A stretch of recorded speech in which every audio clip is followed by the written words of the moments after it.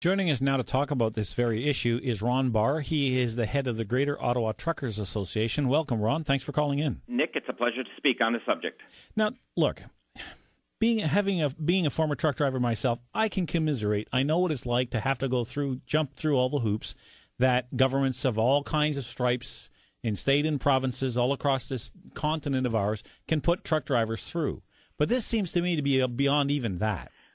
Well, Nick, I've got to take you right back to where my position and what my involvement is with the subject.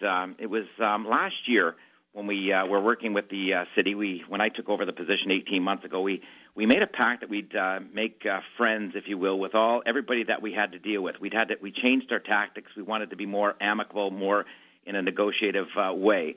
And when I received the snow list last year, I discovered there was 34 different companies from Quebec on the snow list. So we convened a meeting, our board and us. We convened a meeting with the city staff, Eli Alchantieri, who was the deputy mayor at the time, right, and John Manconi was in charge, Jeff Burns, etc. Mm-hmm. And we questioned why they were on there. And basically what it came down to was they really didn't know why. And when Eli Alchantieri, I remember him pounding his fist on the table and asking staff, why are we catering to the French companies, and why are we even calling them? I remember Mr. Manconi said because we would receive calls. Subsequent to that, I went to jobs protection, which replaced fairness as a two-way street. It's basically somewhat of a watered-down fairness. Right. We discovered that 32 of the 34 companies that were registered to work for the City of Ottawa moving snow weren't even registered to work in Ontario. Never mind. Okay. So which unbelievable due diligence on behalf of the city. So we kept going back and forth until Mr. Burns, to his credit, and he was telling me the truth, and I've got letters to back it up. He puts in front of us the card he was able to play, and it was called the Discrimination Act, which discriminates against all the race, creed, and also geographical, which basically meant he was not permitted to disqualify anybody from Quebec. So what I've been doing since, Nick, is we've been making a little bit of noise with the subject. We've been going back and forth with all the different players to the point we've made suggestions to city staff, not so much the mayor, but city staff. Let's put a moratorium on the list.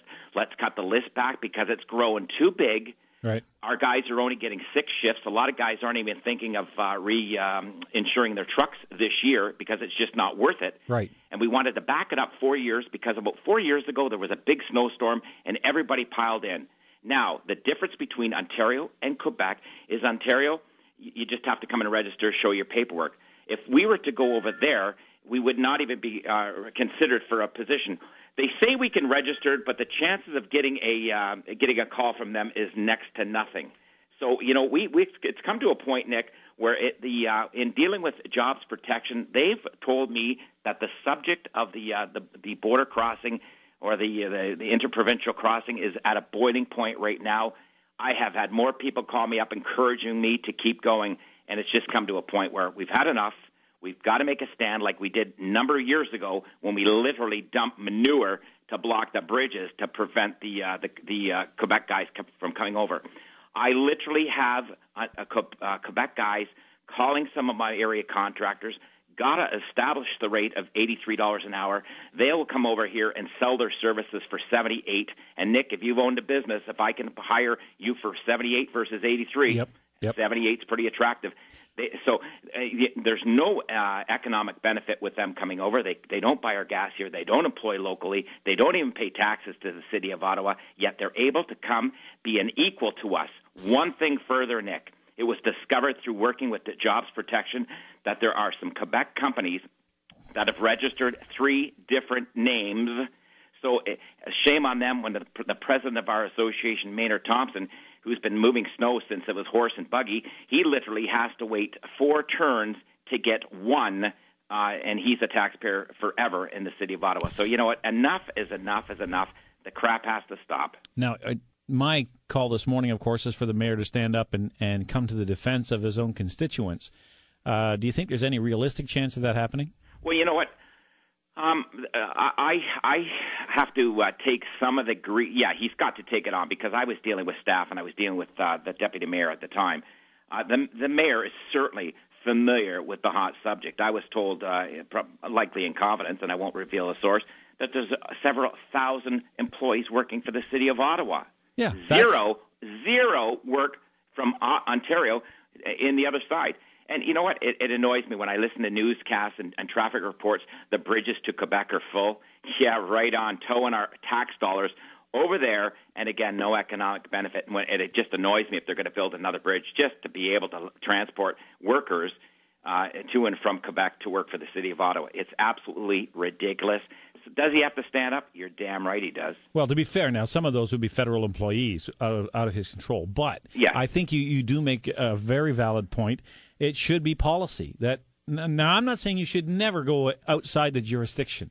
Because there's some times when if we get a major snow dump and we just don't have the physical carrying capacity to deal with it, and we have an emergency on our hand, okay, fine. Bring in trucks from wherever you have to clean the city up. I get that. Yes. But in a normal winter, and you would know better than I do, but it seems to me there's plenty of trucks around to deal with whatever happens in the city without ever having to go over to Quebec. Oh, no questions, Nick. You know what? You're right. I even have area contractors here that will only hire Quebec trucks, and it's a shame when I hear I have guys that are saying they've had the softest summer they've ever had in the history of being in the business, and yet, and here's... Wasn't this also one of the busiest construction seasons we've ever had? Yeah, well, the year before was because of a tremendous amount of stimulus money that was thrown on the plate. It was a little softer this year, but but there should be plenty enough for us to go around. But we've got guys. I've talked to guys that just got rid of their truck. It's just not worth it anymore. But it's come to a point where the city of Ottawa should say, we've got to protect our own first. Now, I don't. You mentioned if it was a brutal snowstorm or a brutal season, we would be in Alberta if they needed our help. We would be anywhere when we needed our help. But these guys, because there's no cost, all it is just throw in some paperwork, register, and you're an equal to us. It's pathetic. Costs you about $3,500 to go over there. And like Mr. Berube was quoted in the article when he took his truck over there, was brand new just to get some paint repainted. Holy mackerel, he was just sick. He just shake his head. So you know what?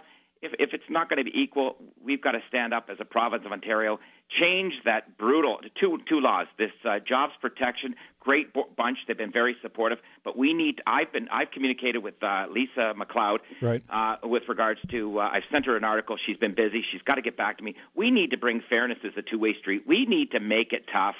And I'll give you one more example. I was talking to one of the truckers. He had a friend of his doing roofing up over in Quebec. A guy come up, pointed to his house across the street and say, "How much would you do my house for?" He said, $3,500. The guy gave him a ticket. He was an inspector. He said, "Pack your stuff up and go home." And shame on me. And I gave the guy. I told the guy's done. I had my roof got done by a neighbor, and he brought a Quebecer in. And when I came into my driveway and I saw a Quebec plate, I almost lost it on the guy. I said, "I'm the worst. I'm so dead set against that." But these guys can come over. One more thing, Nick. I was on the 5-year report for jobs protection, which puts the report in. I was talking to a guy named Mr. James Barry. He's on your radio station. He's the guy that IBEW get your union organized. He says that there's 1,100 Quebec electricians that come into Ontario every single day, less than 100 the other way. Yeah. And he said they come in, they cut the price, they won't join our unions. And he says it's to the point where you can either give up, put your hands up in the air and say, "You know what, I give up," or, "You know what, you're going to slam your fist down, say we've had enough. I've got 150 members representing about 600 trucks, and if we have to put a show of force," and we will be very polite, we'll do it at 11 o'clock in the morning so we don't disrupt, and we don't want to disrupt the public because we need them as friends. That's right. We need to show force, and damn it, we will, Nick, because we've had enough. Ron, I appreciate your call. Thank you for that. My pleasure. Thank you.